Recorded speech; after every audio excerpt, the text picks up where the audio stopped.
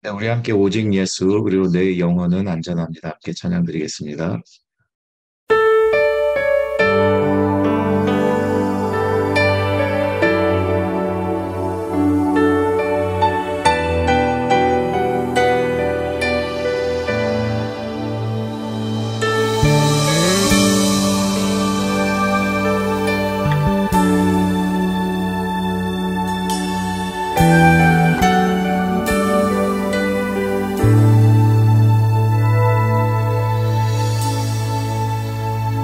오직 예수 다른 이름은 없네. 주 이름만 우리에게 주셨네. 오직 예수 다른 이름 없네. 오 영광과 존귀 권세와 찬양 받으실 분 오직 주 예수. 오직 예수 다른 이름은 없네. 주 이름만 우리에게 주셨네. 오직 예수 다른 이름 없네. 오 영광과 존귀 권세와 찬양 받으실 분 오직 주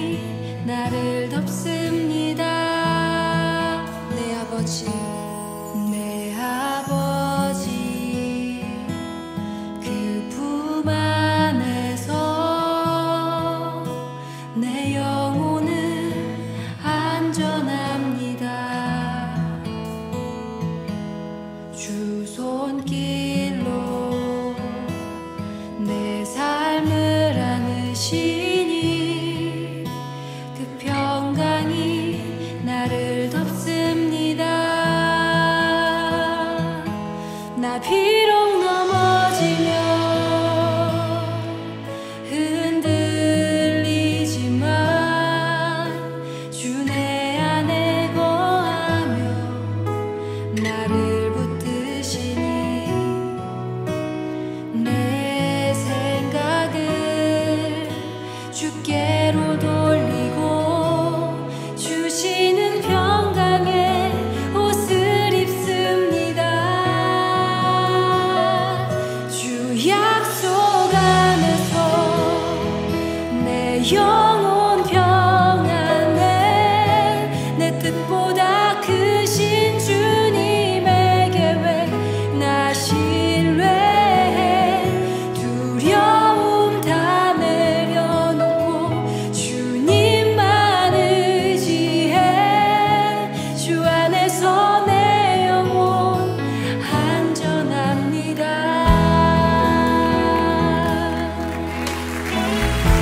내 아버지 내 아버지 그 품 안에서 내 영혼은 안전합니다. 주 손길로 내 삶을 안으시니 그 평강이 나를 덮습니다. 먼저 내 아버지 내 아버지 품 안에서 내 영혼은 안전합니다. 주 손길로 내 삶을 안으시니 그 평강이 나를 덮습니다. 나 비록 넘어지면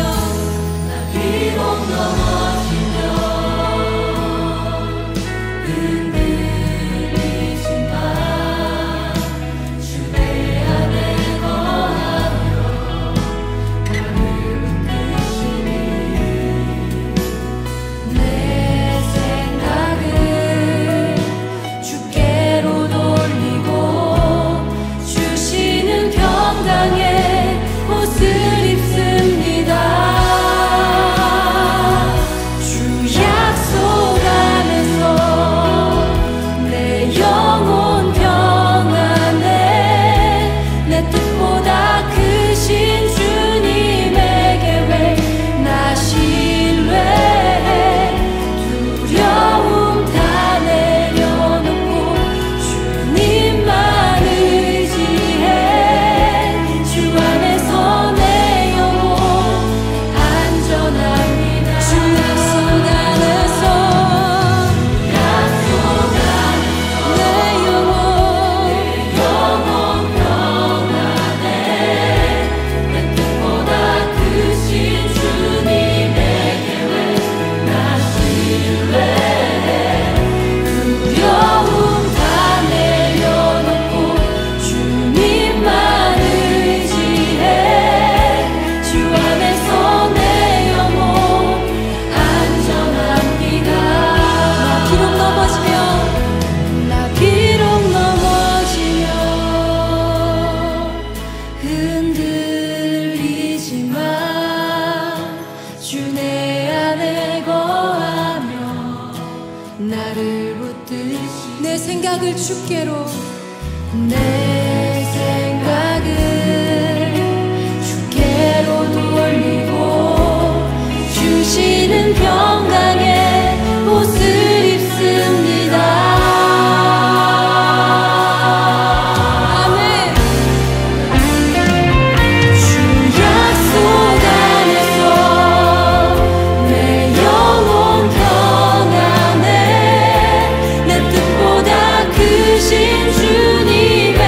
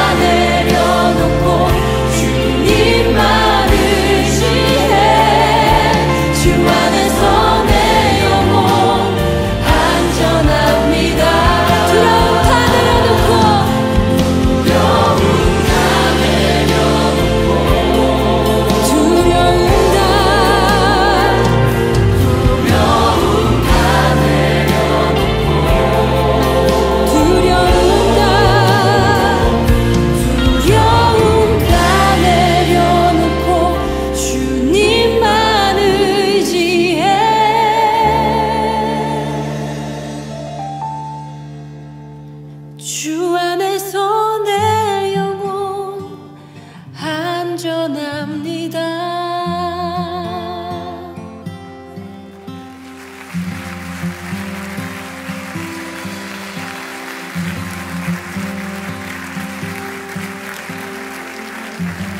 선하신 주님, 우리의 삶이 주님의 손에 있기 때문에 우리 삶에 어떠한 일이 벌어지더라도 우리 삶이 안전하다는 것을 믿습니다. 모든 것 아시는 주님께 우리의 삶을 온전히 드리기 원합니다. 우리의 두려움을 내려놓을 수 있도록 성령님 우리를 온전히 주장하여 주시옵소서. 아멘.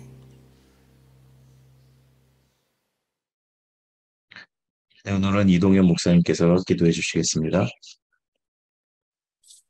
사랑의 하나님 아버지, 우리 삶 가운데 우리와 늘 함께 하시는 하나님 아버지의 그 은총으로 인하여 감사드립니다. 아버지 하나님, 우리가 늘 그 은총을 깨달으며 살아갈 수 있도록 인도하여 주시옵소서. 하나님 아버지, 우리가 우리의 삶을 기쁨으로 누리게 하시되 그 기쁨이란 것이 그저 내가 원하는, 우리가 원하는 삶을 마음껏 사는 데서 오는 것이 아니라 우리가 하나님을 알아갈 때, 하나님은 우리의 마음 가운데 깊이 알아갈 때 그 가운데 차오르는 것임을, 충만히 차오르는 것임을 깨닫게 하여 주시옵소서. 하나님 아버지, 무엇보다 함께 예비하고 올바른 하나님의 말씀을 나눌 수 있는 우리 좋은 친구 교회 공동체를 허락하여 주심으로 인하여 또한 감사드립니다. 오늘 말씀을 전하여 주실 이인영 목사님 위에 함께하여 주셔서 그가 전하시는 하나님의 말씀으로 인하여 우리 모두 깊은 은혜를 체험할 수 있도록 인도하여 주십소서. 감사를 드리며 이 모든 말씀 우리 주 예수 그리스도 이름으로 기도합니다. 아멘. 네, 이제는 주님께서 가르쳐 주신 기도로 함께 기도하겠습니다.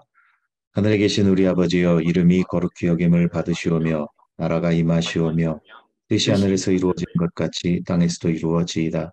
오늘 우리에게 일용할 양식을 주시옵고 우리가 우리에게 죄 지은 자를 사하여 준 것 같이 우리 죄를 사하여 주시옵고 우리를 시험에 들게 하지 마시옵고 다만 악에서 구하시옵소서. 나라와 권세와 영광이 아버지께 영원히 있사옵나이다. 아멘. 네, 오늘 함께 나눌 말씀은 열왕기상 19장 19절부터 21절 말씀입니다. 네, 제가 봉독해 드리겠습니다. 엘리야가 거기서 떠나 사발스의 아들 엘리사를 만나니 그가 12 겨릿소를 앞세우고 밭을 가는데 자기는 12째 겨릿소와 함께 있더라. 엘리야가 그리로 건너가서 겉옷을 그 위에 던졌더니 그가 소를 버리고 엘리야에게로 달려가서 이르되 청하건대 나를 내 부모와 입맞추게 하소서. 그리한 후에 내가 당신을 따르리이다. 엘리야가 그에게 이르되 돌아가라. 내가 네게 어떻게 행하였느냐 하니라. 엘리사가 그를 떠나 돌아가서 한 겨릿소를 가져다가 잡고 소의 기구를 불살라 그 고기를 삶아 백성에게 주어 먹게 하고 일어나 엘리야를 따르며 수종 들었더라. 아멘. 네, 오늘은 이인영 목사님께서 엘리사의 시작이라는 제목으로 말씀 전해주시겠습니다. 우린 자주 남들의 성격과 의도를 오해할 때가 많습니다. 원래가 수줍음이 많은 사람인데 쌀쌀 맞은 걸로 오해하거나 마음이 여린 사람인데 활기차고 강한 사람으로 오해하거나 우울한 사람인데 신중한 사람으로 오해하거나 다양하죠. 가까이 사는 부부나 부모 자식 간에도 서로의 성격이나 의도를 오해해서 공연히 서운해하거나 화를 내거나 하는 일이 얼마나 많습니까? 그러니 사람 간의 성격과 그 사람의 의도를 바르게 하는 일은 쉬운 일이 아닙니다. 저도 자주 오해를 받는 경우가 있는데 주로 제가 농담을 할 때 그런 일이 많이 일어나요. 전 개인적으로 농담하는 걸 좋아하거든요. 그런데 아쉽게도 제가 하는 농담이 듣는 사람들의 입장에서는 농담으로 안 들린다는 거죠. 제가 농담을 잘 못하는 겁니다. 그래서 웃자고 한 이야기가 상대방을 화나게 만드는 경우가 참 많습니다. 제 성격과 저의 의도가 잘 전달되지 않는 거죠. 우리는 지금 성경 속 인물들에 대해 나누고 있습니다. 우리가 상대방의 성격과 의도를 잘 이해하지 못하면, 또 잘 전달되지 못하면은 오해와 갈등만 생기듯이 성경 속의 인물의 성격과 의도를 잘못 이해하고 잘못 받아들이면 그 인물을 통해 우리에게 전하시고자 하는 하나님의 의도를 오해하는 결과가 생깁니다. 말씀을 오해하는 거죠. 엘리사의 경우도 그렇습니다. 엘리사는 엘리야라는 선지자의 뒤를 이은 북이스라엘의 대표적인 선지자입니다. 열왕기하 2장을 보면 엘리야의 사역이 엘리사에게로 옮겨가는 것을 자세히 설명하고 있습니다. 근데 2장의 내용을 얼핏 보면 몇 가지 눈에 띄는 내용이 있어요. 엘리야가 승천하기 전에 자꾸 엘리사에게 따라오지 말라고 하죠. 그런데 엘리사는 굳이 꼭 따라가겠다고 우기고 있습니다. 오지 말라는데 기어코 따라가는 엘리사.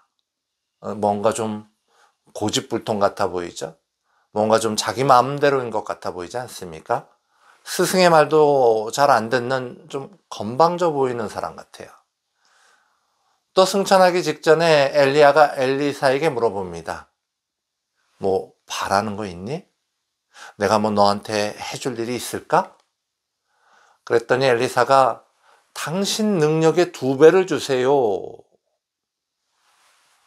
자, 이 구절을 보면 이 사람 참 염치도 없네. 참 욕심도 많네. 응? 참 뻔뻔스러운 사람 같아. 뭐 이런 생각이 들죠. 게다가 엘리야가 승천한 후에 엘리야의 선지자 사역을 맡은 엘리사가 베델로 올라가는 길에 어린애들이 나와서 대머리라고 놀리니까 저주를 해가지고 곰이 나와서 42명이나 되는 아이들을 죽이지 않습니까? 자, 외모 가지고 놀리는 걸로 전 세계에서 둘째가라면 서러운 한국 사람들, 엘리사를 만났으면 다 죽었어요. 뭐 대머리라고 놀렸다고 다 큰 어른이 애들을 죽입니까? 그것도 42명이나? 열왕기하 2장에 나와 있는 엘리사를 이렇게 이해하면 엘리사는 고집불통에 건방지고 욕심 많고 뻔뻔스러운 데다가 옹졸하고 잔인한 대머리입니다. 그렇다면 엘리사는 정말 그런 인물이었을까요? 그럴 리가 없죠. 만일 그렇게 그가 형편없는 인물이라면 성경은 그에 대해 나쁜 평가를 기록해 놓았을 겁니다. 그는 욕심 많은 사람이었더라라든지 그는 잔인한 선지자였더라라든지 이런 기록들이 함께 있었을 거라는 겁니다. 그러나 열왕기하 2장에는 어디에도 그런 기록이 없죠. 그러기에 엘리사를 고집불통에 건방지고 욕심 많고 뻔뻔스러우며 옹졸하고 잔인하게 이해하는 것은 오해입니다. 말씀의 의도를 잘못 파악한 거죠. 열왕기상 19장 19절에는 엘리야가 엘리사를 처음 만나는 장면을 기록해 놓았습니다. 그 장면 바로 앞에 18절의 성경 구절을 읽어보겠습니다. 그러나 내가 이스라엘 가운데 7,000명을 남기리니 다 바알에게 무릎을 꿇지 아니하고 다 바알에게 입맞추지 아니한 자니라. 하나님께 이 말씀을 들은 엘리야가 그 말씀 후에 바로 엘리사를 만나는 거죠. 그러기에 우리는 엘리사는 타락하지 않은 믿음을 가진 남겨진 자들 중에 하나였음임을 쉽게 알 수가 있습니다. 자, 이제 그런 엘리사가 12겨릿소를 앞세우고 밭을 갈고 있다가 엘리야를 만납니다. 여기서 한 겨릿이라고 하면 보통 2마리의 소를 의미하니까 24마리나 되는 소들이 밭을 가는 아주 큰 농사를 짓고 있었던 거죠. 엘리야는 이렇게 열심히 생업에 종사하고 있는 엘리사를 향하여 자신의 겉옷을 그에게 던집니다. 열왕기상 19장 19절의 말씀입니다. 엘리야가 거기서 떠나 사밧의 아들 엘리사를 만나니 그가 12겨리소를 앞세우고 밭을 가는데 자기는 12째 겨리소와 함께 있더라. 엘리야가 그리로 건너가서 겉옷을 그의 위에 던졌더니, 겉옷은 그 당시에 사람의 지위를 상징하는 옷이었습니다. 엘리야가 자신의 겉옷을 엘리사에게 던졌다는 것은 엘리사를 자신처럼 선지자로 세우겠다는 상징적인 행동인 겁니다. 엘리사는 이 엘리야가 누구인지, 왜 그가 그의 겉옷을 자신에게 던졌는지를 바로 알아챘습니다. 그리고 망설임 없이 결단을 내립니다. 따라가야지. 당연히 따라가야지. 내가 따라가리라. 그러나 그러는 와중에도 부모에게 작별 인사를 건네고 소 2마리를 잡아 백성들에게 나눠줍니다. 따뜻함이 있는 거예요. 부모와 이웃에 대한 사랑과 배려심이 있는 거예요. 그러고는 소의 기구를 불사르고 엘리야를 따라 나서죠.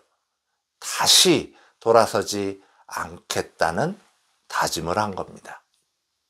이 별것 아니어 보이는 엘리사의 행동은 그러나 당시에 엘리야의 형편을 생각해 본다면 쉽게 따라하기 힘든 행동입니다.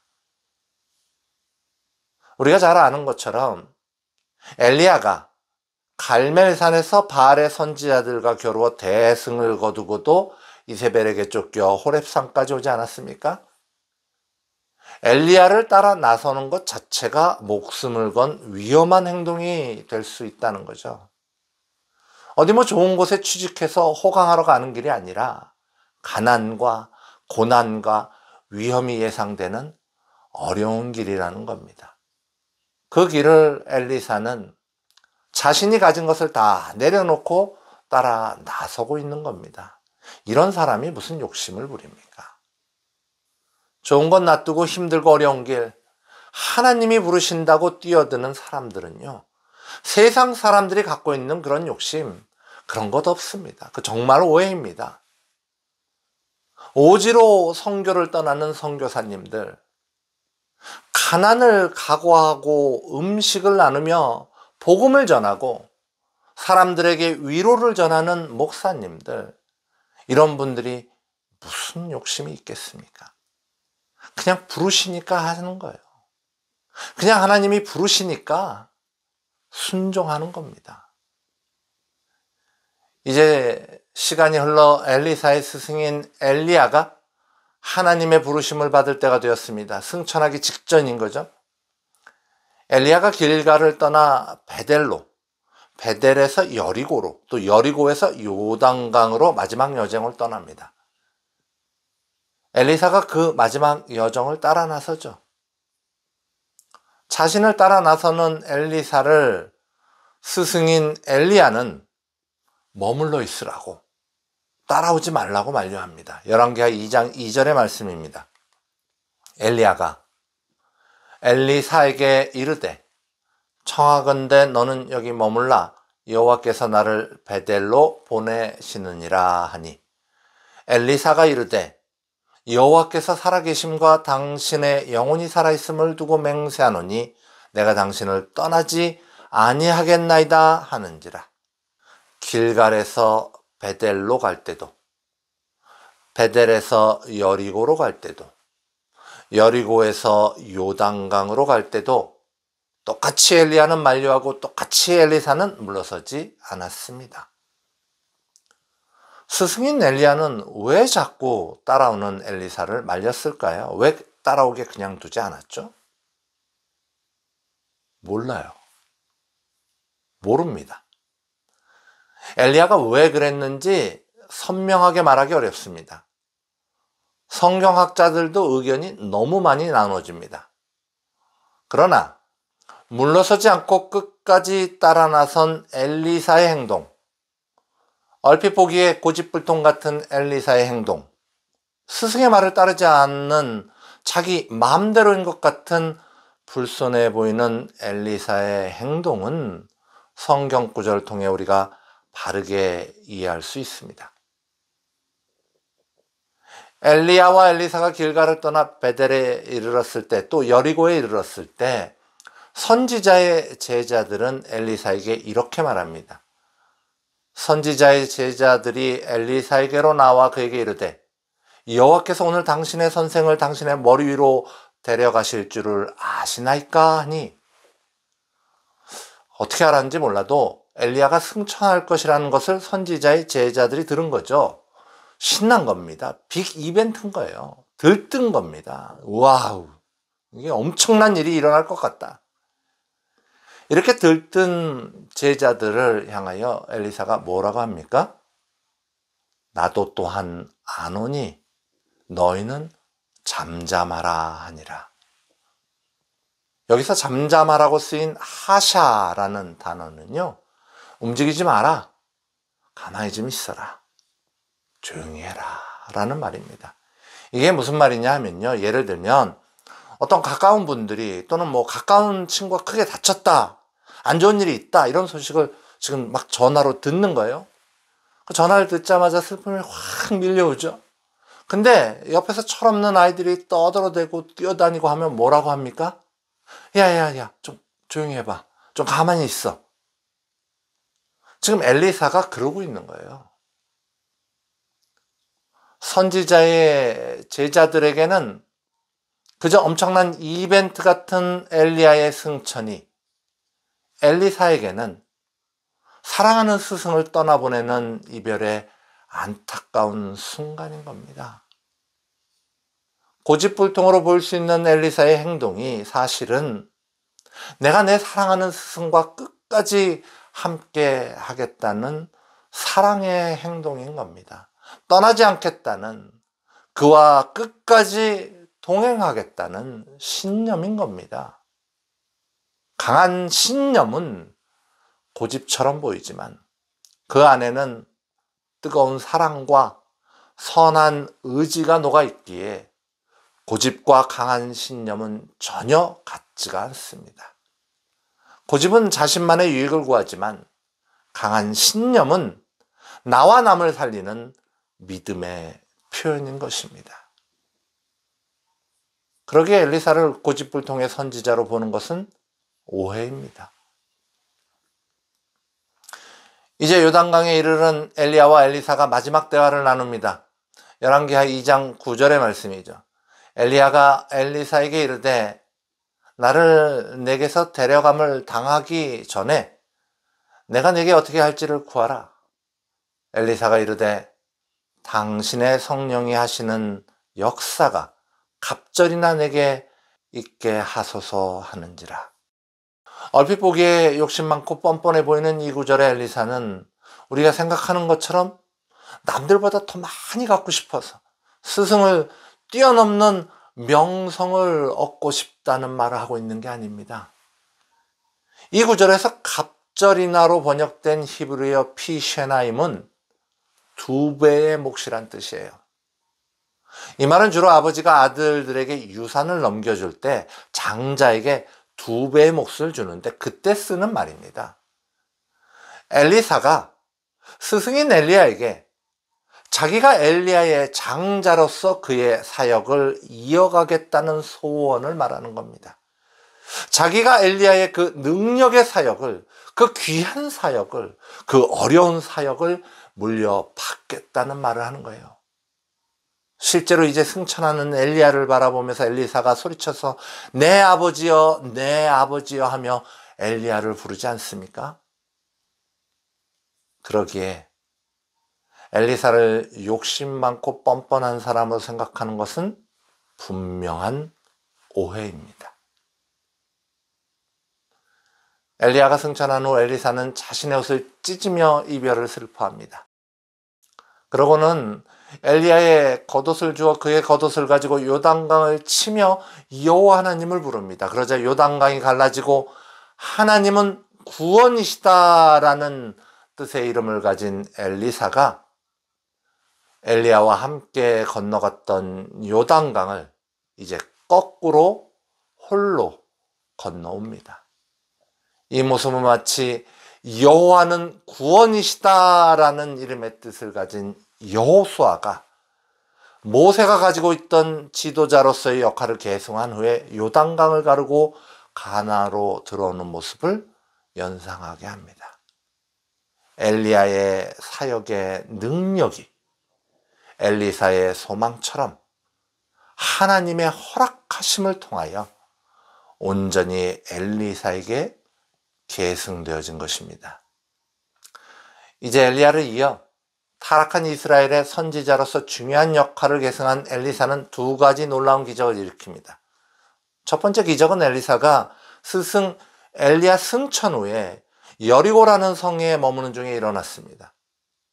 온 나라가 바알을 섬기는 시대인데도 불구하고 여리고 성읍의 사람들은 엘리사를 아도니, 나의 주님이라고 부르면서 성읍의 나쁜 수질로 인한 고통을 엘리사에게 전합니다. 그러자 엘리사가 이렇게 이야기하죠. 열왕기하 2장 20절의 말씀입니다. 엘리사가 이르되 새 그릇에 소금을 담아 내게로 가져오라 하매 곧 가져온지라. 새 그릇도 소금도 정결함을 상징합니다. 엘리사가 그 정결함의 상징인 소금을 물의 근원에 던지자 여호와 하나님이 그 물을 고치십니다. 그 후에 엘리사는 베델로 올라가죠. 그런데 길가에 작은 아이들이 나와서 엘리사를 조롱합니다. 대머리에 올라가라, 대머리에 올라가라 이러고 놀리지 않습니까? 엘리사가 선천적으로 대머리였는지 엘리야와의 이별을 슬퍼해서 머리를 깎았는지는 확실치 않지만 그 당시에 대머리라고 놀리는 말은 저주받아서 문둥병이 걸렸다는 의미를 갖고 있었습니다. 아주 심한 조롱이 섞인 말이었죠. 이 말을 듣자 엘리사가 이 아이들을 보고 여호와의 이름으로 저주합니다. 그러자 수풀에서 암콤이 나와서 42명이나 되는 아이들을 찢어 죽입니다. 자, 엘리사의 이 첫 번째 기적들을 보면 뭔가 기분이 좀 찜찜하지 않으십니까? 아니 아도니 나의 주님 이러고 오면은 수질도 개선해주고 대머리 이러고 놀리면 아이들이고 뭐고 죽이 없애나요? 아니 선지자는 그만두고 우리들도 누가 외모 갖고 놀리면 기분은 나쁘지만 옹졸하다는 소리 안 들으려고 보통 그냥 차마 넘기고 그러지 않나요? 엘리사는 귀의 단소리나 좋아하는 옹졸하고 잔인한 사람이었을까요? 그러나 그럴 리가 없습니다. 엘리사를 옹졸하고 잔인한 사람으로 생각하는 것은 그와 그의 사역을 오해하는 겁니다. 열왕기하 2장 21절의 말씀을 함께 보시겠습니다. 엘리사가 물 근원으로 나아가서 소금을 그 가운데에 던지며 이르되 여호와의 말씀이 내가 이 물을 고쳤으니 이로부터 다시는 죽음이나 열매 맺지 못함이 없을지니라 하셨느니라. 물은 생명의 근원을 표현합니다. 여호와 하나님께서 직접 생명의 근원을 정결함으로 고치시니까 다시는 죽음과 열매 맺지 못함이 없어졌습니다. 이것이 구원입니다. 근원부터 썩어서 열매 맺을 수 없는 죽음의 자녀들에게 정결하신 예수가 새로운 생명수의 근원이 되심으로 다시는 죽음과 열매 맺지 못함이 없어진 것 같이 엘리사의 첫 사역은 구원을 상징합니다. 그렇다면 엘리사를 놀리다 죽은 아이들의 이야기는 무엇을 상징합니까? 원어를 찾아보면 이 아이들이 아주 어린 아이들은 아니었다는 것을 알 수 있습니다. 한 12살에서 15살쯤 된 아이들인 거죠. 이 천지분간을 못하는 아주 어린 아이들이 아니었다는 말이에요. 뭔가 알기는 하지만 제대로 알지 못하는 이 아이들의 나이는 하나님을 듣고 하나님을 보아도 제대로 알지 못하는 어리석은 사람들을 상징하지 않습니까? 우상숭배의 근원지였던 이곳 베델에서 이들이 등장하는 것은 우연이 아닙니다. 그들이 하나님의 일꾼인 엘리사를 조롱하는데 대머리에 올라가라는 말은 엘리야의 승천까지 포함해서 놀리는 말이요. 이 말은 엘리야를 승천시키신, 엘리사를 선지자로 세우신 하나님을 조롱하는 말인 것입니다. 여호와를 조롱하는 자들에게 여호와의 이름으로 저주하는 것은 자신을 놀리는 것을 참지 못하는 엘리사의 옹졸함을 표현하는 것이 아니라 하나님을 조롱하는 자들에 대한 엘리사의 선한 분노와 하나님의 심판을 나타내는 것입니다. 다시 말해서 엘리야의 사역을 계승한 엘리사의 첫 사역은 구원과 심판을 상징하는 사역이었다는 말씀이에요. 그러기에 엘리사를 단순히 옹졸하고 잔인한 선지자로 이해하는 것은 성경의 깊은 뜻을 알지 못하는 오해입니다. 사랑하는 좋은 친구교회 성도 여러분, 하나님의 말씀인 성경을 바르게 이해하는 것은 이처럼 쉽지 않습니다. 그러니 말씀의 온전한 이해와 적용을 위해서 진리이신 성령님의 도우심을 구함이 맞지 않겠습니까? 우리 모두 성령님의 도우심을 입어 성경을, 하나님의 말씀을 오해 없이 바르게 이해하시는 은혜가 여러분 가운데 항상 차고 넘치시기를 간절히 소망합니다. 네, 우리 함께 말씀 앞에서 찬양 드리겠습니다.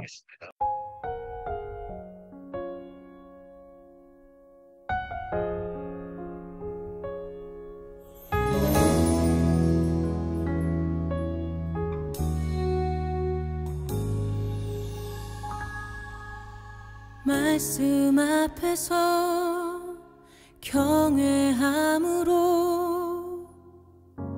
주께 홀로 섭니다. 생명의 말씀 읽고 순종해 주를 예배합니다.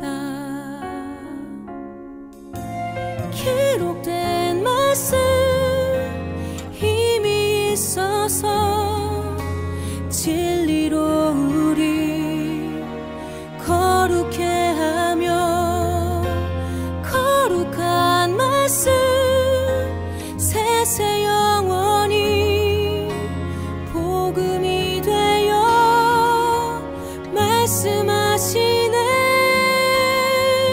하나님 말씀에 두려워 떠는 자 그 말씀에 생명을 거는 자 한 사람 찾으시는 주님의 약속을 믿어. 하나님 말씀에 운명을 거는 자 순종하네.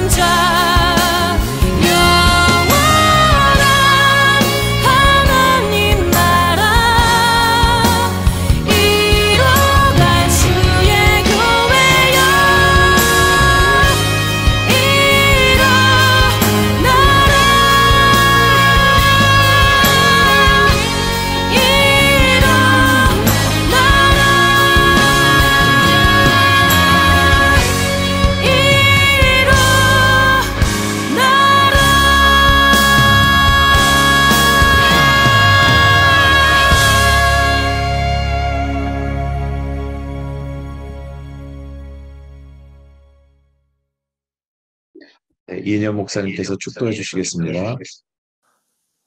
이제는 우리 주 예수 그리스도의 그 은혜와 하나님 아버지의 놀라운 사랑하심과 성령님의 감화감동 교통하심이 주님이 주시는 말씀을 성령님의 도우심으로 온전히 이해하기를 소망하는 우리들의 머리 위에 지금으로부터 영원토록 함께 하시기를 간절히 축원하옵나이다.